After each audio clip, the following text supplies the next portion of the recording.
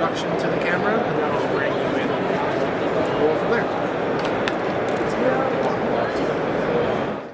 Sustainability may just be the word of the decade when it comes to the energy and utility industry, or any industry for that matter.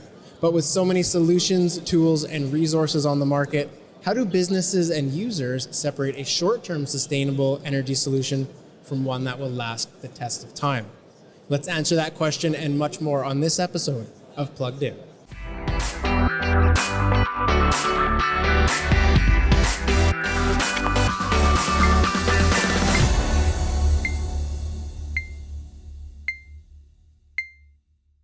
Hello and welcome everyone to a brand new episode of Plugged In, of course, our energy and utility podcast that discusses the challenges, solutions, and the latest technological innovations on the market. In this episode, we take a deep look at the buzzword of the current era in energy, sustainability. More specifically, we'll be looking at how businesses and providers can manage the long-term transition to sustainable energy, from the why to the how. This episode will be sure to give you actionable insights on this sustainable energy topic. Now, a topic as big as sustainable, we need a big guest, and I'm very excited to welcome a well-regarded expert in sustainable energy. As the CEO at Naked Energy, Christophe Williams brings an extensive amount of experience working with some of the biggest companies in the world that include BMW, Microsoft, Toshiba, Sony, and Ferrari. At Naked Energy today, Christophe and his team are accelerating the transition to net zero carbon by decarbonizing heat, something that is responsible for over half of all energy demand globally. Fantastic. Quite the introduction, I'll say. I had fun writing that one. Welcome to the show, Christophe. Thank you for being here. Really looking forward to tackling a pretty big subject. So again, thanks for being with us. It's an absolute pleasure. I look forward to speaking with you. Perfect. So let's dive straight in. Sustainable energy has been something that obviously was called greenwashing in the past. Every company just wanted to have something where it was a nice to have, or perhaps a PR strategy, something more of a need to have now, especially with what's going on in the world. How are businesses reacting to that transition to something that's a need to have? Are they on board with it? Are they motivated? Are they pushing back? Are they afraid? What's the general feeling with businesses on the market? Well, I think it's the landscape has changed massively, and businesses now are looking at their own operating margins, and they're seeing them disappear or get very, very thin. Mm-hmm. And energy is, after people, the second biggest variable cost for a business. So it's something they can do something about. And obviously, given the terrible events that are happening in Europe at the moment, that's sending shockwaves around the world, and businesses are feeling the pinch. It's the gas prices, it's the electricity prices. It is more expensive to run a business. It's as simple as that. And so, and it doesn't matter what your business is, whether you're manufacturing materials or in an agricultural business, or you're running a hotel, everything's getting more expensive, and that includes the materials. So businesses they're concerned. So it's not just a climate crisis that everyone's been hearing about. It is now a supply crisis, energy supply crisis. So it's, businesses are concerned, and I think when you mention about sustainability and the sort of the journey here, it's quite funny. My grandfather was doing renewable energy in the 1970s and 80s. For 20 years, my grandfather, Peter Blenheim Williams, was running the clean energy division of John Lang in the UK. And he was doing wave power, wind power, flywheel technology. And that all kicked off because the 1973 oil crisis. Yeah.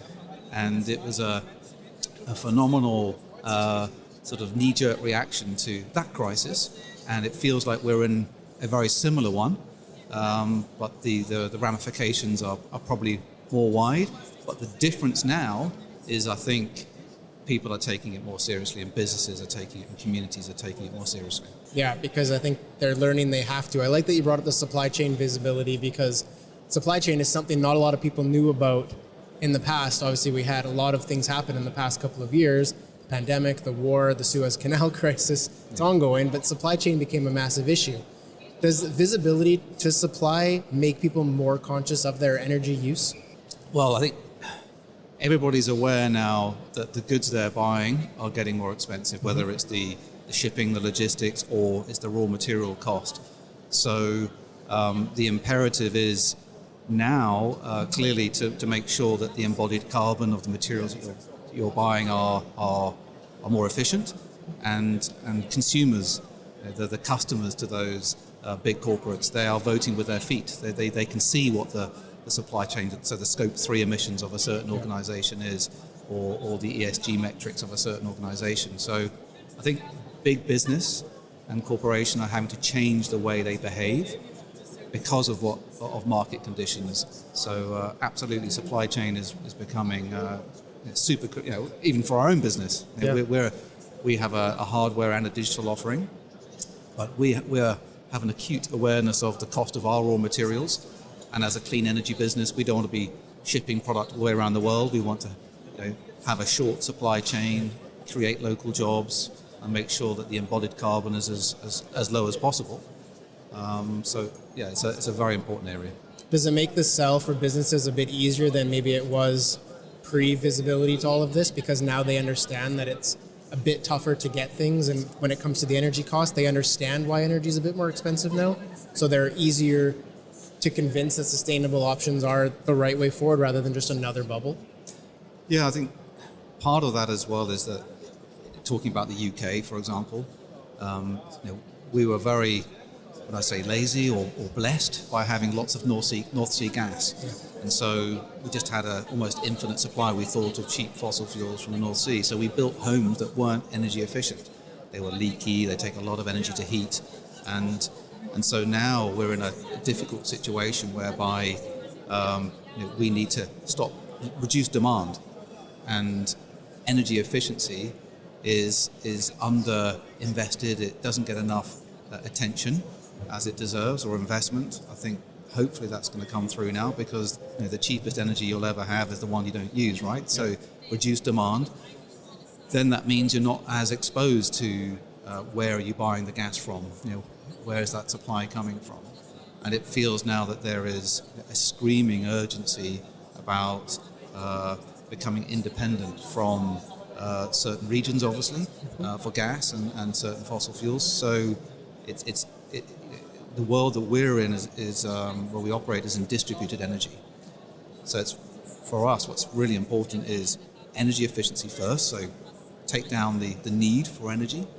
Then if you can generate clean energy where it's needed, so that's on-site heat and power. And we have a hybrid solar technology that it produces heat and power for buildings.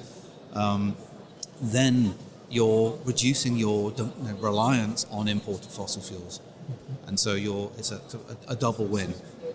So that's what's critical for us, and we can see businesses and organisations who we had been working with before had proposals from us and from some of our providers, are now coming forward very rapidly saying, look, can we please deploy the technology now, because we want to insulate ourselves against energy price volatility and supply. So on-site renewables, particularly heat, is becoming very, very acute now. Okay. Something there's an infinite supply of as well, as you mentioned. So with this rapid increase in demand, obviously when we see a rapid increase in demand, we see a lot of reactive nature of operators, businesses. Everyone's very quick. They need something now. That leads to short-term solutions because they're literally buying what's off the shelf, or they're buying something that's hot at the moment. What's the key to a long-lasting, sustainable energy solution? Something that's going to last the test of time, as I mentioned earlier, and not just something that's going to work now, we can get it now. That's a tough question. Yeah.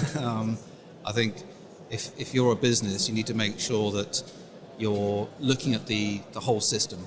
You're not just trying to plug one hole.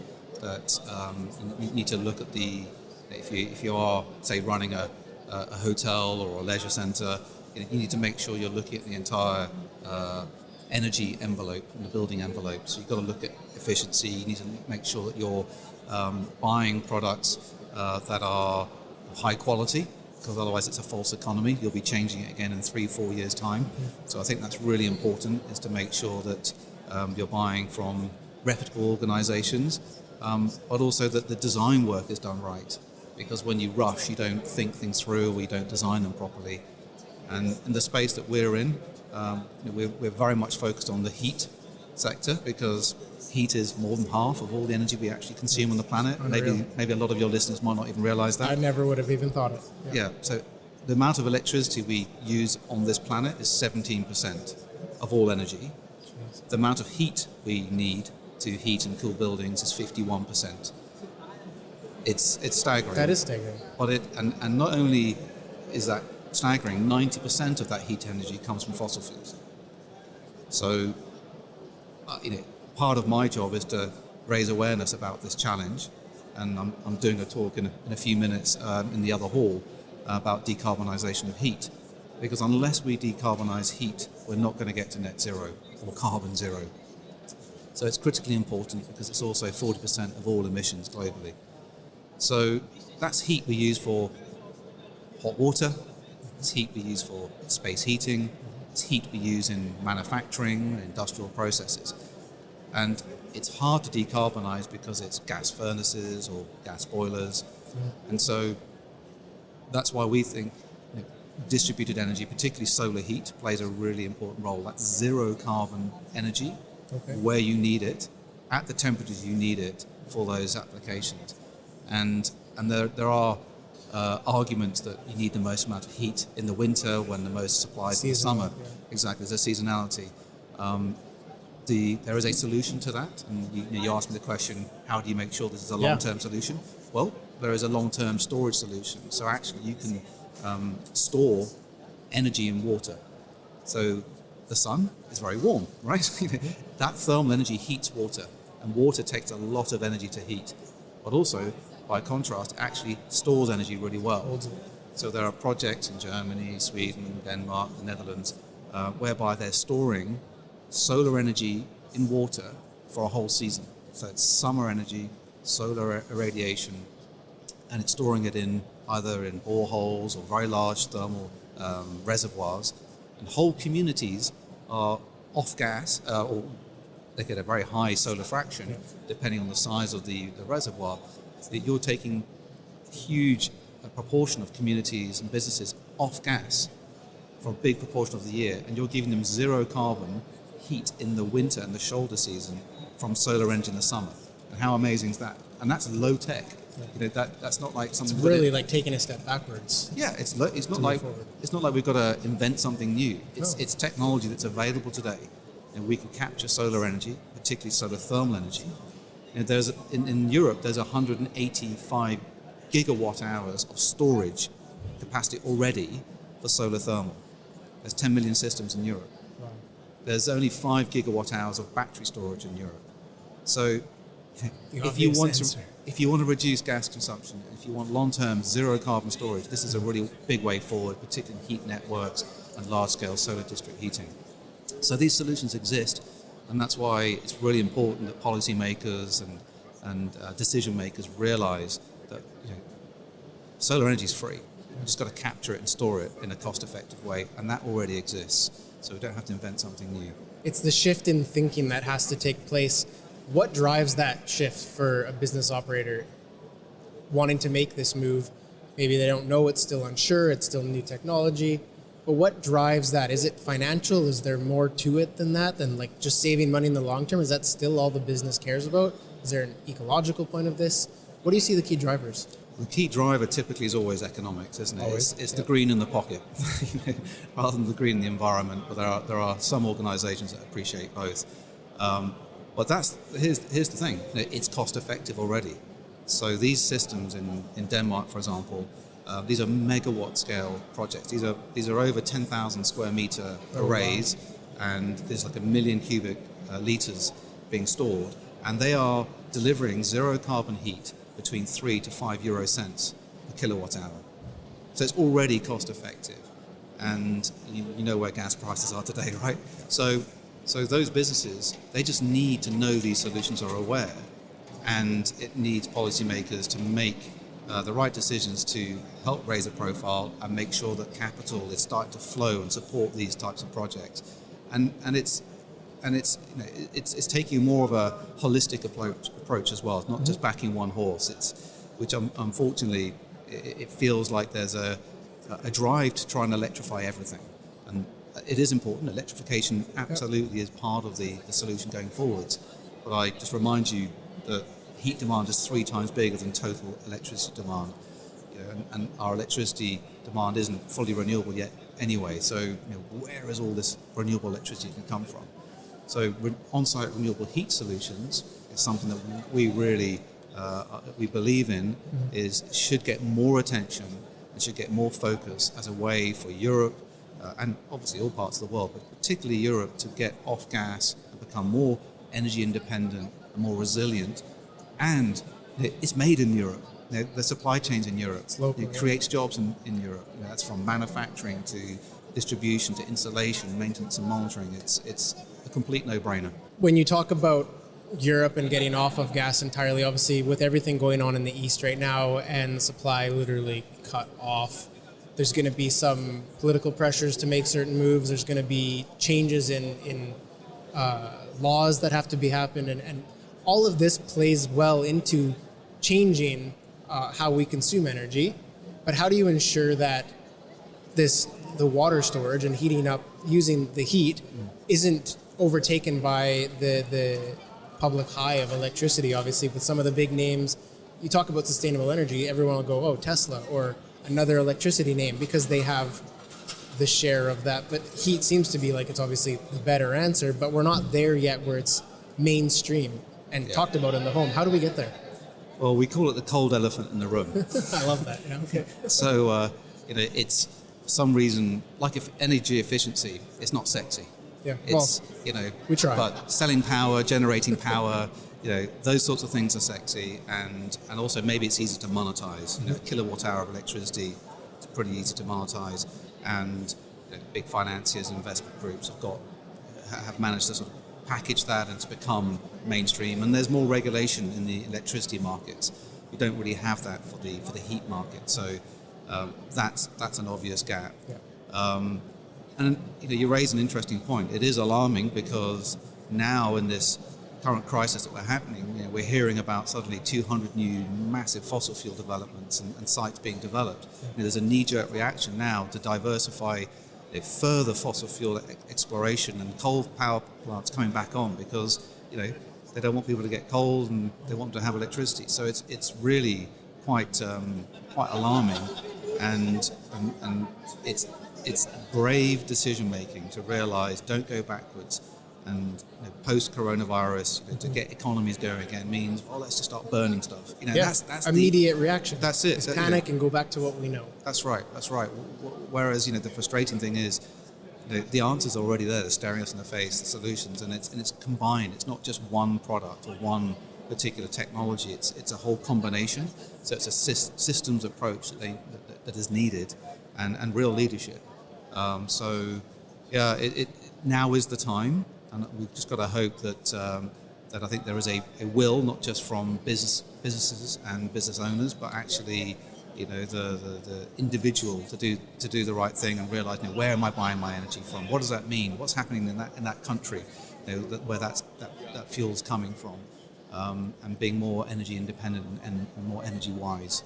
Yeah, for something we know that's going to change. We know more regulations are going to come into place. We need to capitalize, and businesses need to be proactive in anticipating that rather than reacting to when change does happen, which humans just have a nature to wait until something happens before they react. We want to keep that ball going forward. So everything happening in the world right now, the long-term effect of all of that, let's say in the next 5 to 10 years, do you see mindsets shifting where the average business owner will think in that way first on a sustainable option? Do you think that's literally where we're headed? I do, because it's economic. Yeah. The tables have turned. It is now, the renewable energy is at grid parity, and in some markets it's cheaper than buying fossil fuels and the alternatives, and it's cleaner.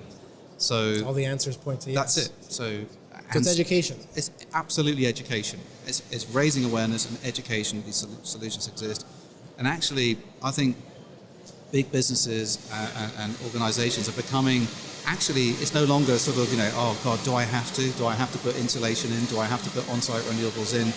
It's becoming almost, fashionable is a terrible word to say, but it is it's got, not only does it have to be done, but it also, it's exciting, to reduce your energy demand. I mean, I'm a bit biased because we're in this sector. But that's, you have to be. But when you start combining really interesting solutions that are hardware and digital and analytics and AI, and then be able to actually show your energy savings and then educate others on this is how it's done. We're in the middle at the moment, our company, of doing the largest solar heat project ever in the UK. We're going to announce it very soon. It's being commissioned. I'm still pinching myself, and I think, wow, this is an iconic building. We're helping them save carbon, save energy, save money, and it's going to be there for 25, 30 years. It's just that, for me as a technology owner that's selling a solution, is amazingly rewarding, but also for the building owner. They're so excited to adopt new technology and know that it's part of their building and building a legacy. Will it take key milestones like that for education to increase? Because we need, obviously education is the big part, as we just mentioned. How do people get that education? Will it come from these key success stories? Is that the only true credible way to educate future integrators or future adopters? I saw this great thing on LinkedIn the other day. It's someone I saw. He's in the energy space, but he developed a Lego house with, it was a house that had mechanical heat recovery. It had solar, but not just solar PV, solar thermal. It had all these different solutions and heat pumps, all with Lego. And if he gets enough votes, it's going to get, Lego will build these. So imagine young children playing with Lego, building houses which are sustainable. That's ingrained into them. It sounds fake, it's so good. Exactly, but education can be for anybody at any age. Yeah. I didn't used to be in the energy space. You mentioned some of those big corporates. I used to be in the advertising world and sort of marketing world. 10 years ago, I switched to renewables because we've got to do something. And it's a steep learning curve. It's never too late to learn, whether you're running a business or starting a business. You need to adopt a sustainable way of living and running businesses. And so I think education at any stage is so critical. Of course, having big reference projects is really important, but you need leadership from the top because you can only do so much bottom-up promotion. It needs really strong vision from the policymakers to say we're taking a technology-agnostic approach. And for me, one of the critical things is when you're looking at that for an energy transition, it's about the lowest cost of carbon solutions. So there are certain solutions that are being backed, which are you're baking in carbon emissions for 20, 30 years. Whereas when we look at opportunities and solutions, it should be the lowest cost of carbon to generate that energy. And that's a critical thing that should be modeled into future policy making. So it does actually make sense on all front, but it's just getting it known is what it seems like. The technology is all there, solutions ready. For businesses thinking about moving to a sustainable way, they're having meetings about it, they're discussing how best to do it. What's kind of your final message to them on why they should take action? Well, I don't think they need me to tell them the message. They probably are looking at their financials from someone who's an expert on developing the solutions around it. Yeah, and there's another thing. There's no such thing as an expert.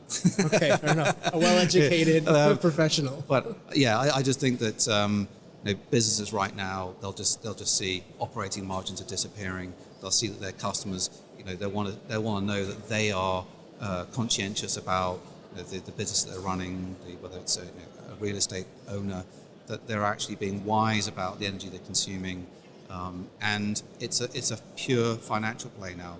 It is cost effective to be sustainable and run your business sustainably, and it makes the top management appear conscientious and know they're doing the right thing, but also it works its way through the entire business. They know that the company is taking responsibility, and they'll be more profitable.